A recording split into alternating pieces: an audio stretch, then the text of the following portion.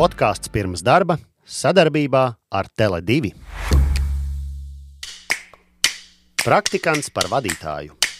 Dokumentāls stāsts par neaizmirstamu gadu jauna cilvēka karjerā. Ir 2022. gada marts. Dažas dienas pirms Sendijas pirmās darba dienas. Ieraksts no Sendijas dienas grāmatas. Jau diezgan ilgu laiku, pat pirms jāsāk strādāt, ir jau manāms kaut kāds tāds neliels stresiņš. Nav gan tā ikdienā viņu nemana, bet zemapziņā viņš kaut kur ir nosēdies, jo sapņos pat jau redzu to, kādas būs manas pirmās dienas Tele2 un cik es esmu jau tur satraukta vai kā tas viss notiks. Un laikam jau to izraisa visvairāk tas, kad īsti pat nezinu vēl līdz galam, ko sagaidīt un ko no manis prasīs, bet tāds tā kā it kā sajūsma ir kaut kāda iekšā, it kā satraukums, bet tāds liekas, ka pozitīvs satraukums laikam. Sendijas mentors Raivo Rosts. Es domāju, ka tad, kad mēs esam tādi jauni cilvēki, mums, protams, ir tur kaut kādi sapņi, mums ir kaut kādas domas, vēlmes, bet patiesībā tajā mirklī, ka mēs iegūstam aizvien vairāk informāciju, mums ir aizvien vairāk lielāka pieredze, mums bieži vien mainās tās lietas, kur mēs vēlamies nokļūt. Mēs iespējams kaut kādā dzīves posmā, kādam varbūt tās agrāk jau tas mērķis ir. Man, piemēram, es teikšu godīgi, kad es mācījos pirmajā ģimnāzijā, mums apkārt, tie bija 90. gadu beigas, un mums apkārt notikās tik daudz dažādas sarunas. Tagad jau bez maz vai ir jāver vaļā savus uzņēmumus, jau es tūlītās jau jākļūst par vadītāju. Un es atceros, ka es mācījos 12. klasē, man bija vēl 17 gadi, un man likās, tūlīt man beigsies skola, un es vēl bez maz vai neesmu vadītājs. Ja? Kaut kā tāda. Un tad tu sāc strādāt Shell benzīntankā, ja? Tev ir tas pirmais atspēriena punkts. Un tad tev sāk tā realitāte likties kopā, kad es tagad stāvu Shell benzīntankā, es daru maksimāli labāko, ko es daru, bet man vajag kāpt nākamo solīti uz augšu. Un tā bija tā mana vēlme. Es sapratu, ka man bija tā polāra zvaigzne. Es gribēju kļūt par, vai uzņēmēju, vai lielu uzņēmumu vadītāju, vai reģionu vadītāju. Tā man bija kaut kur fonā. Bet es domāju, ka tajā agrīnajā vecumā mums vēl ir daudzas lietas, kuras tiek, pamainītas tajā mirklī, ka mums nāk vairāk pieredze. Bet tajā momentā, kad tu esi noķēris to vēlmi, tad gan es teiktu, tad tam ir diezgan izšķirīga nozīme. Vakar bija pirmā diena, un, ja godīgi, viss notika tik daudz un tik ātri, ka es pat nevienā brīdī nepaspēju iedomāties par to, ka būtu kaut kas jāieraksta arī podkāstam. Kopumā tās sajūtas rītīgi foršas. Es esmu ļoti, ļoti priecīga pēc pirmās dienas, tā kā neko sliktu vispār nevaru pateikt. Kolektīvs ir superīgs, Raivo super tāds uz mērķi orientēts un tas, man liekas, ir tīri forši. Arī zina, kā motivēt savu komandu un uz kuriem punktiem uzspiest. Tik daudz jaunas informācijas jau pirmajā dienā.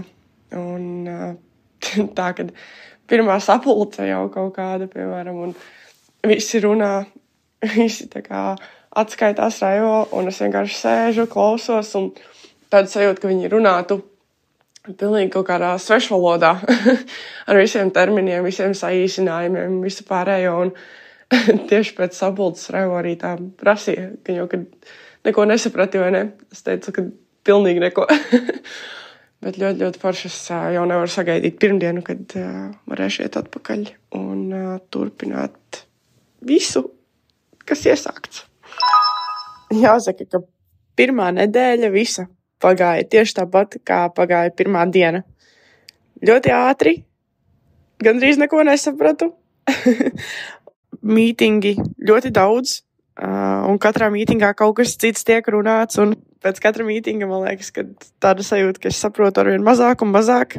Arī šodien Raivo man jau pastāstīja, ka man būs tāds pirmais īstais uzdevums šo trešdienu. Man būs jāpieraksta mītinga galvenie punkti, un tie galvenie punkti pēc tam jāsavalk kopā, un pēc tam arī jāizseko tam, kā cilvēki izpilda savus plānus, kas man liekas diezgan satraucoši. Jo, ja godīgi, man ir tāda sajūta, ka es vēl joprojām, pat arī pēc tās pirmās nedēļas, kā jau es pirms tam teicu, ka diezgan liels apjukums par to, ko kurā mītingā runā un par kādām lietām, kurš atbild, teiksim, cilvēks arī.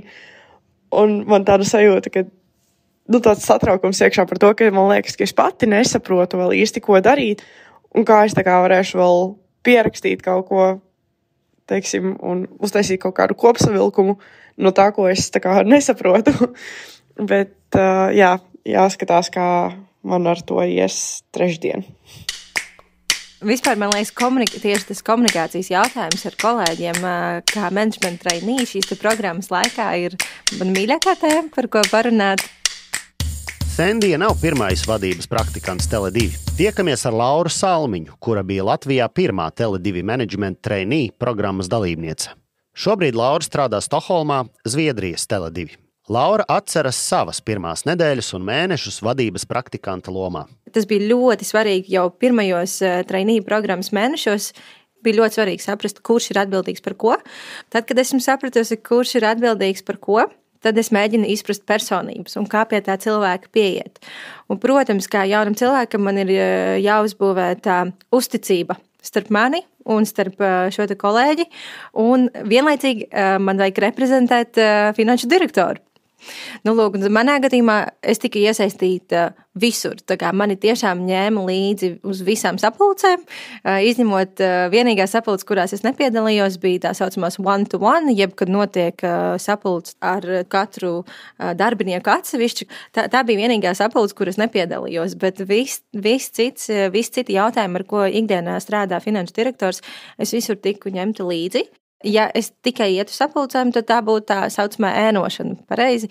Bet kas tālāk notiek, ir, es arī pati aktīvi piedalījos sapulcē tādā ziņā, ka es visu ļoti aktīvi pierakstīju, jo es gribēju iemācīties pēc iespējas vairāk, jo priekš manis telekomunikācija joma bija kaut kas jauns, un telekomunikācija jomā ienākt nav tik vienkārši, jo to noteikti arī minēs mani citi kolēģi, citi management trainee, jo pirmā lieta, ko tu mēģini saprast, sapulcē sākotnēji par kas vispār notiek, kas tie par saīsinājumiem, par ko mēs vispār runājam.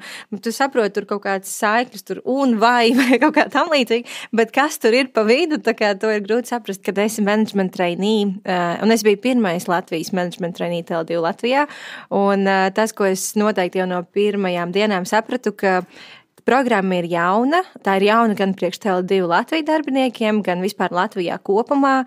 Par tādu programmu nebija dzirdējuši, un mani kolēģi, viņi nesaprata, kā ar mani runāt. Viņi nesaprata, kā mani uzskatīt vai par praktikantu, vai par finanšu direktoru, mazo ēnu mini kopiju, un kopumā es teiktu, ka komunikācija ar kolēģiem programmas pašā sākumā, tas bija tiešām tāds, kā saka, atkausēt ledu bija nepieciešams, jo es pilnībā jūtu, ka mani kolēģi, viņi īsti nesaprot, kā ar mani komunicēt, kā mani uzskatīt, ko man teikt, ko man neteikt, jo tomēr it kā jauns cilvēks, it kā praksē, bet tajā pašā laikā vadības komandā, visu dienu pavada vadības līmeņa sapulcēs un ko teikt, ko neteikt. Tad, kad viņi sāk man uzticēties kā cilvēkam, nevis kā kolēģim, tad arī tā komunikācija kļuva raitāka gan darba jautājumos, gan arī vienkārši ikdienas kaut kādās personīgajās attiecībās. Un cik ātri tas notika, es domāju, tas aizņēma laiku, tas nebija ātri, tas noteikti, es domāju, kādu mēnešu 3 noteikti pagāja, jā. Ko? Jauna nedēļa un jauni izaicinājumi. Sāk parādīties slodzīte un sāk palikt nopietnāk viss, un tas ir izjūtams. Rītdien jāprezentē Raivo komercdepartamenta 22. gada plāns. Jāaiziet visam cauri, jāsaprot, par ko tur ir runa. Ja kaut ko nesaprotu, tad jāpajautā kolēģiem, kurus var noķert pa ofisu kaut kur.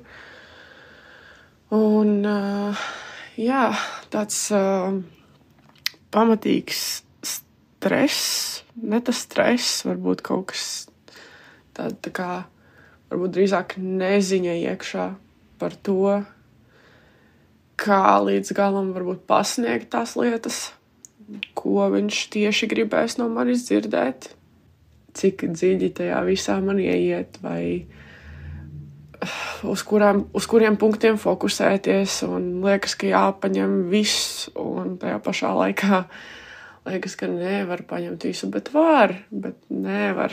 Un, jā, ir tāds... gribas...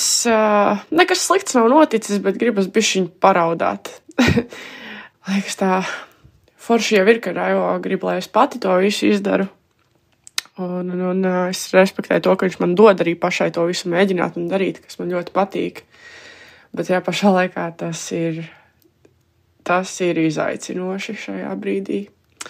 Bet, jā, es tikšu galā. Bet šobrīd gribās pažēloties bišķiņu. Praktikants par vadītāju. 2019. gadā Management Trainee programmā Latvijas Tele2 tehniskā departamenta direktores Līgas Krūmiņas komandā darbojās vadības praktikants Gints Smiltāns. Pēc pirmajiem 3 mēnešiem es gribēju iet projām no Tele2.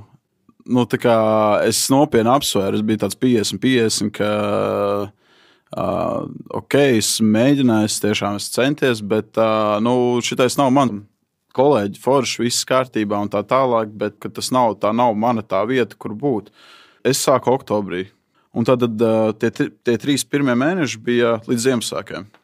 Un es atceros to, ka es reāli arī runāju ar daudziem cilvēkiem, tā kā tuviem cilvēkiem, tā tālāk. Es nezinu, vai par smagu, vai tiešām tas informācijas overloads, tā kā nenormāli bija. Tiešām pirmajās dienās es vispār staigāju tā, ka es nezinu, būtu pilnībā salietojies kaut ko, bet reāli tas bija vienkārši tāpēc, ka gan smadzenes, gan ķermenis viss kopā bija tā izsūkts, to arī pasniedz. Tas ir augstas klases prakse un no tevis prasīs atbildību un tā tālāk. Diezgan daudz tika uzlikts jau tā kā sākotnēji. Es zināju to, ka mans tas uzdevums uz to gadu būs viens liels uzdevums, kas būs Rīgas optikas projekts. Man vispār nav nekāda telekomunikāciju, es teikšu, angļu background. Es tieši vairāk nāk no mārketinga. Es esmu izmācījies sporta mārketingu. Un tāpēc man zināšanas kā tādas, kas varbūt arī, protams, bija mana vaina, ka es vairāk nemācījos. Tieši par tām telekomunikācijām nebija tik spožas. Pirmā diena es atnācu un man bija jāstāsta prezentācija visam tehniskajam departamentam. Tehniskais departaments ir veičerītīgi. Tehniskie cilvēki, un arī par to jau man bija Līga pateikusi, man ir tik un tik vīrieši, redzēsim, kā jūs sadzīvosiet. Vispār, viss kopumā bija tā kā, es nevarētu teikt, man radīja spriedzi, bet iedeva tādu papildus kaut kādu, ka reku būs tā, un iemests ūdenī un mācies peldēt. Laurai bija, tā meitene, kas bija pirms manis tā tagad, bija atkal bijuši citādāk. Viņa ar finanšu galveno vīru. Viņam bija tā, ka bez mazai Laura, Arns, ja es nemaldos, Arns viņu sauc, kaut ko darījās datorā. Laura vienkārši pirmos 3 mēnešus skatījās viņam par plecu. Protams, runājās un tā tālāk. Viņiem bija tāda nenormāli cieši tā tur. Bet mums bija tā, ka mēs pat nesēdējām kopā. Man iedeva kaut kādus uzdevumus, un tad mēs tā kā reizi nedēļā tikāmies un pārrunājām visu un tā tālāk. Un tad varbūt tas bija arī tas, kas man deva nevis izmisumu iet projām, bet to kaut kādu ideju par to, ka varētu arī iet projām, ka nebija līdz galam, kā es biju iztēlojies. Ieraksts no Sendijas dienas grāmatas. Sajūtas tādā pilnīgā, tagad pa tādiem amerikāņu kalniņiem iet visu laiku. Vienā brīdī liekas, visu zinu, visu saprotu, viss ir skaidrs. Es esmu informēta, es visu varu izdarīt. Nākamajā liekas pilnīgi nulle. Vispār neko. Tur, kur sāku, tur esmu. Tad atkal nākamajā jau liekas, nē, viss ok, viss ir skaidrs. Un tad atkal, nē, tomēr nekas nav skaidrs. Un tās sajūtas visu laiku šitā ceļo no viena punkta uz otru un atkal atpakaļ. Nu jā, katrā ziņā Revo patīk laikam uzturēt man tādu, mani tādā tonusā. Tiku galā ar prezentāciju, viņš jau saka, gribētos, ka tu varbūt kaut ko arī pati noprezentē tajā visā, nevis tikai sēdi malā un skaties, bet tas tādu bišķiņu atkal uzcita, bet, tur nebūs tik traki, tur tikai jānovada testiņš beigās visiem, kas klausījās. 3. apmācību diena pagājusi. Testiņš ir labi novadīts. Revo pat teica, ka viņam nedaudz škrobis par to, ka man tik viegli gāja. Gribējās, lai man ir grūtāk un lai ir lielāks edžiņš, kā viņam patīk teikt. Forši, man patīk kaut kādā ziņā laikam nedaudz uzstāties arī priekšā cilvēku un bakalaurs arī ir iesniegts. Tā kā par to arī man vairs daudz nav jādomā līdz prezentēšanas brīdim. Tagad viss lielais fokus tīri uz Tele2. Jūlijas ir paskrējis konkrēti nemanot. Liekas, ka tā it kā, es nezinu, gads jau būtu pagājis, bet īstenībā tikai mēnesis un tik daudz kaut kas ir, liekas, pa vidu noticis. Ar Go3 beidzot esmu iegājuši kaut kādās tādās pareizās sliedēs, ka es tā kā jau aptuveni vismaz zinu, saprotu, kas ar ko saistās, un ja kaut kas notiek, tad kuri cilvēki, kuri departamenti būtu jāinformē, kuriem būtu kaut kas jājautā, pie kuriem būtu jāiet prasīt konkrētas lietas, un liekas, ka tā kā sāka lēnām rasties tāda saprašana par to, kā viss saistās kopā, un tas ir baigi forši, bet es jūtu to, ka man tā kā pietrūkst nedaudz kaut kādas savas sistēmas, jo man liekas, ka es tā kā uz visām pusēm izskrienu, kaut ko izdaru, bet tad beigās sanāk kaut kam varbūt neatsakot līdz tik efektīvi, kā vajadzētu, un nav tik viegli, kad liekas, ka vajadzētu 5 rokas citreiz priekš kaut kādām lietām, bet ir tikai 2. Sendijas mentors Raivo Rosts. Vai tu pieļāvi domu, ka tas eksperiments var neizdoties un praktikants netiek galā un sadarbība beidzas pusceļā? Zini kā, teorētiski tas iespējams ir. Tāpat laikā šī menedžmenta treinīga programma tas nav kaut kas jauns. Un tomēr parasti tiek atlasīti tie cilvēki, kuriem ir tas krampis. Viņiem visiem ir kaut kādos mirkļos grūtāk. Kaut kādos mirkļos vieglāk, tad viņi pakāpjās. Viņi saprot vairāk, viesūtas, saprot kopsakarības, viņiem paliek vieglāk. Bet pašā pamatā šie treinīgi cilvēki, viņiem ir tāds kaut kāds iekšējais krampis. Un skaidrs, ka Sendijā bija tas krampis. Un faktiski vairāk, es teiktu, tas bija viņas tāds maksimālisms, ja varētu teikt. Tajā starp, zin kā, no sākuma, viss forši, viss jauns, un tad tāds, tā kā reality, ka vienkārši viņai tā informācija tik daudz, un plus vēl tev iedot ir tā kategorija. Un, tur vien brīdi viņai likās, es gribu saprast visu struktūru, kas viss kā ir. Mēs tur zīmējām ļoti daudz un centāmies tur atrast to skaidrības bildi. Bet man, tā es saku, man tā kā arī nelikās, ka teorētiski, protams, tu pieļauj, bet redzot to Sendijas krampi, būšu godīgs, līdz galam nebija tā doma, ka viņi varētu, aizietu, tāpēc, ka baigi daudz kaut kas, tā. Noklausījos pagājušās nedēļas ierakstu pēdējo, un tur es teicu, ka būs jauna enerģija jaunajai nedēļai. Pēc 4 dienām apmācību atpūtīšos un lekšu jaunajā nedēļā kā jauns cilvēks, bet šodien mēs turpinām apmācības. Tas vēl nav beidzies. Tas nogurums kaut kādā ziņā sāk piezakties atkal, bet šīs 3 šajā nedēļā gan būs pēdējās, un tad ķersimies pie jauniem darbiem. Nav jau tā, ka man nav arī citu darbu jau šobrīd, kas man vēl būtu jādara, bet šis pagaidām ir tāds primārais laikam. Plus vēl Go3, kas man iet visu laiku paralēli. Tur arī turpinam darboties, protams. Nav jau variantu jādara. Ir tāda interesanta lieta, ka šīs treinīga programmas, teiksim, vecajā pasaulē mēdz viņas ir ļoti populāras, bet viņas mēdz būt dažādas. Un bieži vien vienkārši tur samet virsū kaudzi ar darbiņiem, kurus negribās, nav laika. Es negāju šo ceļu. Es tieši pretēji Sendijai iedevu šo ownership par to vienu kategoriju. Es apzināti nedevu kaut kādas mazās administratīvās lietas. Protams, bija tur sapulču uzsaušana, meeting minutes pierakstīšana. Bet tas nav kaut kas, kas man citās reizēs varbūt tās šausmīgi kaulu ir lauzis. Es drīzāk viņai devu grūtus uzdevumus, kas ir reālā biznesa vidē, nekā tur man asistēt ar kaut kādām administratīvām palīdzības lietām. Es nezinu, vai tas ir tikai ar mani tā. Man jau gan liekas, ka ar visiem, bet liekas, ka Raivo kā vadītājs ļoti labi jūt savus darbiniekus, un es varētu, man liekas, pateikt kaut kādu mazāko lietiņu, kas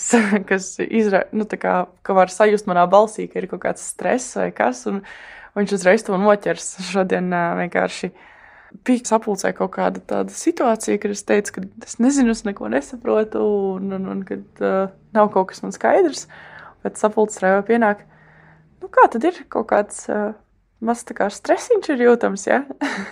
Jo mums tomēr Go3 ir palaists diezgan liels tāds piedāvājumu projekts, un man ir svarīgi, lai tas viss aiziet un lai tie rezultāti nāk, un tad Raivo pasauca, parunājāmies, pastāstīja, ka īstenībā tie rezultāti ir labi, un lai es neuztraucos, un ka es tiešām daru, un ka viņš redz, ka es daudz daru, un ka mans ieguldītais darbs ir manāms, un ka tas nav tā, ka pa tukšo vai kā.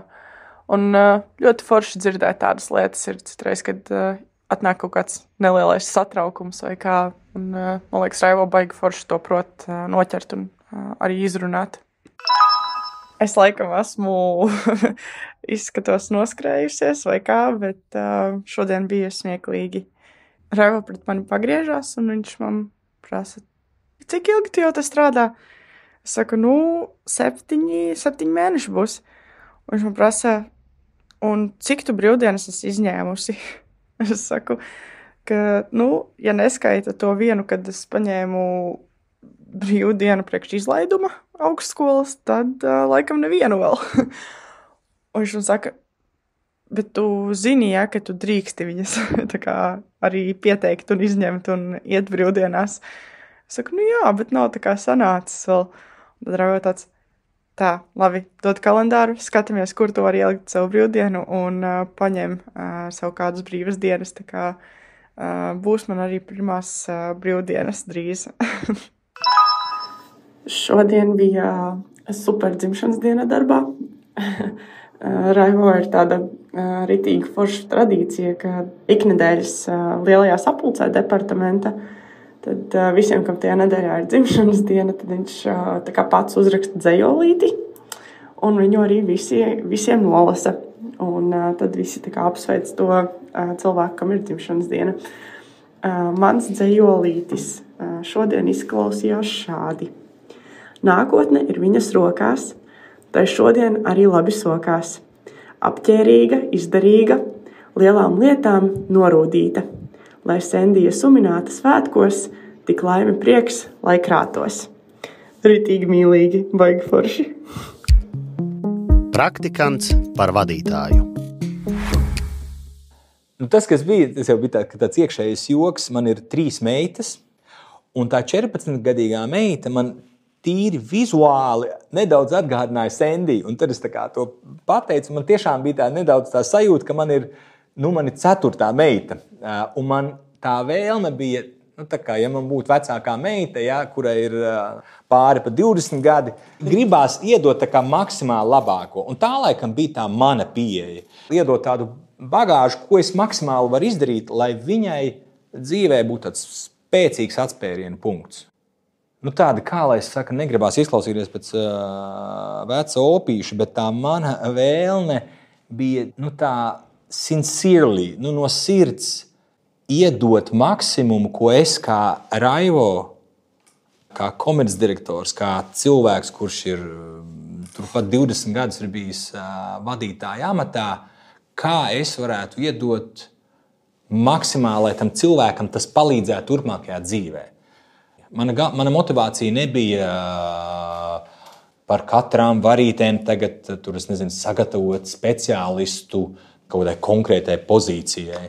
Tā mana vēlme bija iedot maksimāli, ko es varu no sevis, lai tam cilvēkam tiešām ir tāds reāls shortcuts. Tādu, mēs arī runājam ar Sendiju, ja viņi paskatās ar kaut kādiem vienaudžiem, viņi jūtās, ka viņai ir reāli tāds handikaps iegūts. Un tā, laikam, ir tā galvenā lieta, laikam, es teiktu, ka tā bija. Atkal atgriežoties pie tā joka par to ceturtu, ka man ir ceturtā meita, tāpatās, ka tu gribētu savai meitai vai bērnam iedot visu maksimālo, ko tu vari. Tāda bija tā mana sajūta un tā mana motivācija. Atkal ir aktualizējies arī, protams, tas jautājums par to, ko es darīšu tālāk pēc programmas. Un šobrīd varas vaļā pozīcija ar kategoriju pārdošanas vadītāja amatu, kur tehniski es jau šobrīd daru pusi, trešdaļu no tā darba, kas tehniski tam cilvēkam būtu jādara. Un Paula un Raivo pamudināta, es arī pieteicos atlasē, kura sākas jau šobrīd. Skatīsimies, kā tas viss izvērtīsies, bet ir tāds neliels satraukums par to, jo liekas, ka tas nebūs vienkārši. Tas noteikti nebūs vienkārši, būs tur ļoti daudz visādi izaicinājumi, bet arī ar Raivo runājām, ka laikam tomēr nav jābaidās no tā, ka varētu gadīties, ka būs grūti vai izaicinoši, jo tas tomēr ir tas, kur arī ir lielākā iespēja augt un kaut ko jaunu iemācīties un iegūt dažādas prasmes, zināšanas. Un, jā, tā kā skatīsimies, kā būs. Latvijas pirmā vadības praktikante Laura atceras to brīdi, kad izšķīrās jautājums par viņas tālāko darbu Tele2. Cik esmu runājusi ar citiem trainee, un varbūt pat varētu likties no ārpuses, ka iekļūt management trainee programmā, tas nozīmē jau automātiski, ka arī tu dabūsi darbu. Nē, management trainee programmā ir sevi jāpierāda.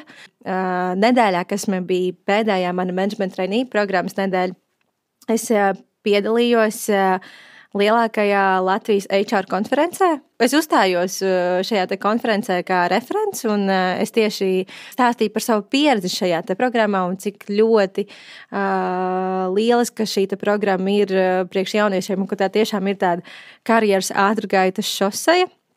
Un kas man ļoti izbrīnīja, ka patiesībā, kamēr es atrados šajā te konferences dienā, un tā bija pilna ar Latvijas lielāko uzņēmumu HR vadītājiem, un kas man izbrīnīja, kad tie daži HR cilvēki, ar kuriem es parunājos pie kafijas tas, kad bija brokasti un pusdienu pauzes, ka tad, kad man pajautāja, bet ar ko tu nodarbojies, un es teicu, ka esmu no Tele2 Latviju un ka esmu management trainee, tad es sapratu, ka pat HR cilvēki īsti nezināja, kas tad tāda management trainee programma ir.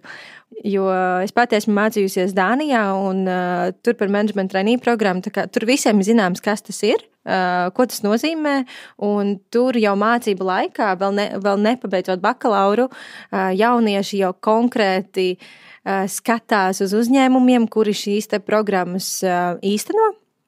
Un jau konkrēti gatavojās, kad iestāsies tieši, kad mēģinās tikt konkrēti šajā uzņēmumā, šajā te trainee programmā. Un tad, kad jau tuvojās, tas bija jau septembra sākums, un es sapratu, ka HR konferences tuvojas, un es šajā te prezentācijā stāstu par to, cik unikāla ir šī programma. Un man pašai pie tā pēdējā slaida tas jautājums, kas man nāca prātā, ir, bet kas notiek tālāk? Labi, programma ir super, labi, šī programma slīpē nākamo dimantu priekš uzņēmuma, bet kas notiek tālāk ar šo te dimantu?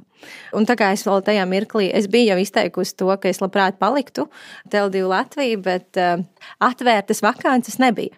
Un Tele2 Latvija nav tas uzņēmums, kurš uztaisīs vakanci tikai, lai uztaisītu vakanci. Nē, katrai vakancei ir jābūt pamatotai, ka ir tiešām nepieciešamība pēc cilvēka šajā te departamentā. Un tieši tajā mirklī, kad mana programma gāja uz beigām, tas jautājums bija tāds neatbildēts, bet tad, kad konferences tuvojās un Es sapratu, ka man ir nepieciešams zināt to atbildi, tīri emocionāli, priekš pašas prezentācijas. Tā bija saruna starp mani un finanšu direktoru, un es sapratu, jā, kad es gribētu zināt, vai man būs iespēja palikt Tele2 Latviju, un lai es pati zinu to atbildi. Jo es tiešām gribēju ļoti palikt Tele2 Latviju, un es pajautāju, jā, un man tika apsolīts, ka es saņemšu atbildi. Man liekas, burtiski kaut kādu 3-4 dienu laikā es tiešām arī saņēmu šīs te foršās ziņas. Un jā, man piedāvāja palikt Tele2 Latviju kā finanšu kontrolierei. Vai arī Sendijai piedāvās palikt Tele2 pēc vadības prakses gada? Jūs uzzināsiet nākamajā miniseriāla epizodē. Ja es kaut ko teikšu, tad es iespējams raudāšu. Es arī esmu gatava darīt to pašu pārmaiņu kopā ar trenīru. Un viņa bija atbildība par rezultātiem. Man viens nestāstīja, pret ko es sacenšos. Var pastāvēt iespēja, ka trenīri varbūt pat nakšņu birojā.